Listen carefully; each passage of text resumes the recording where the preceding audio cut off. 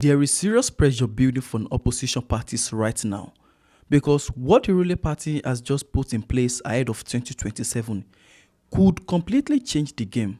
And like many analysts are already saying, the 2027 election may be a different ballgame entirely. This time, the ruling party doesn't seem ready to take any chances. Let me show you why. So I don't really envy the political parties, but I think that they could actually do the best that they can within this time frame and then see what they can do, because the provisions here are very, very stringent. For example, if you don't have your name in the e-registration that has been done, and then in the digital copy of the registration of members that have been submitted to INEC, you cannot participate in party primaries, congresses, or conventions. And what does that mean? You cannot benefit from it. So you can't vote and you can't be voted for. What were they doing that they didn't look at this provision? And then also, take a look at it. What does this mean? It means that you cannot defect from one political party to another again, because this digital e-registration membership form would have been submitted to INEC.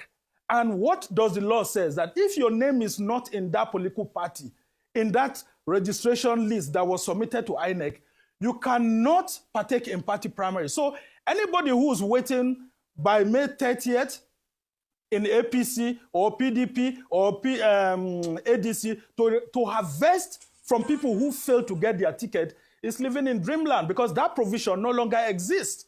So it's a very tight situation, and I think APC actually scored themselves very high by pushing through this legislation, and the opposition did not see it. So anybody who loses out in any political party primaries now, has already lost out. He can't move to another political party because there's already a register of members of that political party with INEC, and you can't just go and start changing it again, because that copy has already been submitted to INEC for that party primaries and so on. Yeah. So I don't actually envy the political parties. Yeah, they actually have a right to keep making all these, assertions, but it's a very difficult situation for them, including for INEC. And that right there is the real issue.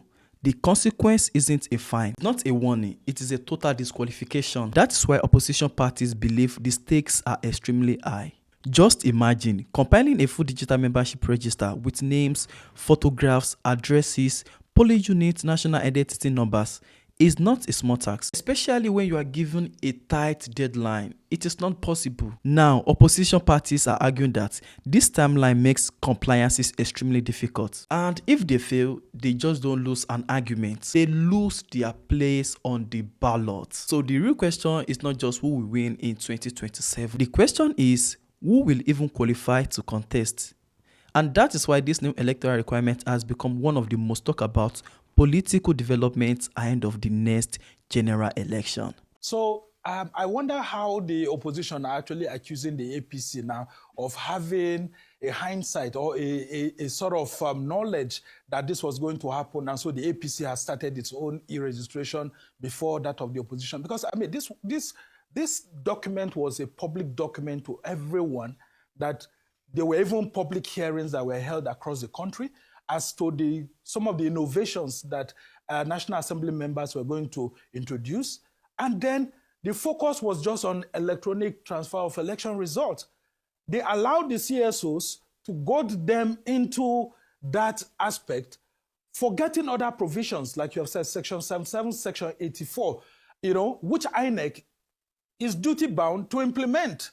Now, if you take at the provisions, if you take a look at the provisions right now, they have just the month of March to actually kick off their e-registration, and then you will go ahead to see that the ADC has kicked against that. The other political parties like ADP have kicked against that.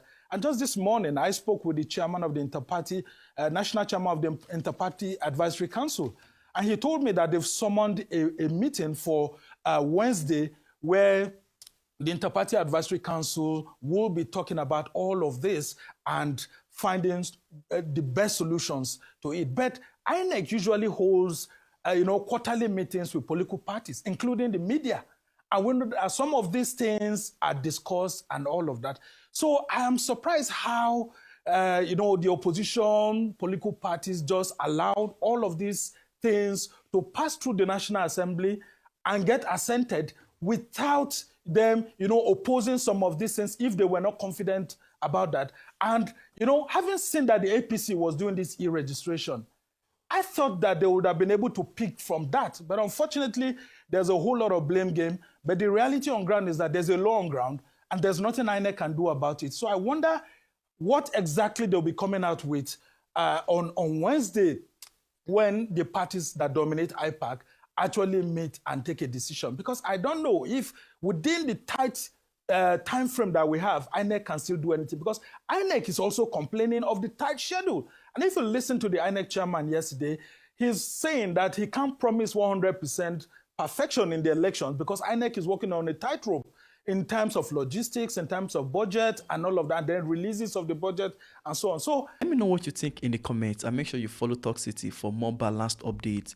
Don't forget to like and share. I'll see you soon.